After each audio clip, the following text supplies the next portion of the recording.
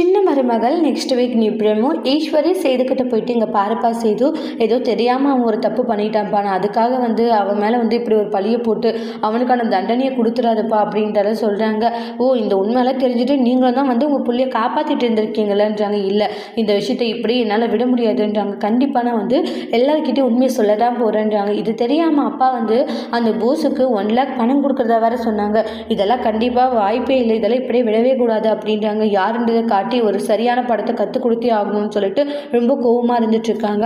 அந்த இடத்துல சேது எவ்வளவோ சேதுவை கன்வின்ஸ் பண்ண பார்க்குறாங்க ஈஸ்வரி. ஆனால் சேது கேட்குறதே கிடையாது. நீங்கள் என்ன தான் என்னை கன்வின்ஸ் பண்ணாலையும் சரி, கண்டிப்பாக நான் என்னுடைய முடிவில் எந்த ஒரு மாற்றமும் கிடையாதுன்றாங்க. அவனை நான் சும்மாவே விட மாட்டோம் அப்படின்ட்டுலாம் சொல்லிட்டு பயங்கரமாக கோவப்பட்டுக்கிட்டு இருக்காங்க. இப்படி பண்ணிட்டு இருக்கே சேதுங்க, பாரு சேது, என் பையனுடைய எதிர்காலம் உன் கையில் தான்ப்பா இருக்குது அப்படின்றாங்க. என்ன எதிர்காலம்? அவன் பண்ணிட்டு இருக்கிறதெல்லாம் சரி நீங்கள் சொல்ல வரீங்களா? இல்லைப்பா, அவன் பண்ணதை நான் சரின்னு சொல்ல வரல, அவன் பண்ண தப்பு நான் சொல்கிறேன் பண்ணுறாங்க. ஆனால் இருந்தாலே இதை கல்யாணம் முடிட்டப்பா, உன் காலில் கூட விழுறப்பா அப்படின்ட்டு சேதுடைய காலிலெல்லாம் விழுந்து ஈஸ்வரி பேசிகிட்டு இருக்காங்க. சேது இருந்துட்டு ரொம்ப ஷாக் ஆகுறாங்க. சேது என்ன முடிவெடுக்க போகிறாங்கன்ட்டு அடுத்த வீடியோவில் வெயிட் பண்ணி பார்க்கலாம்.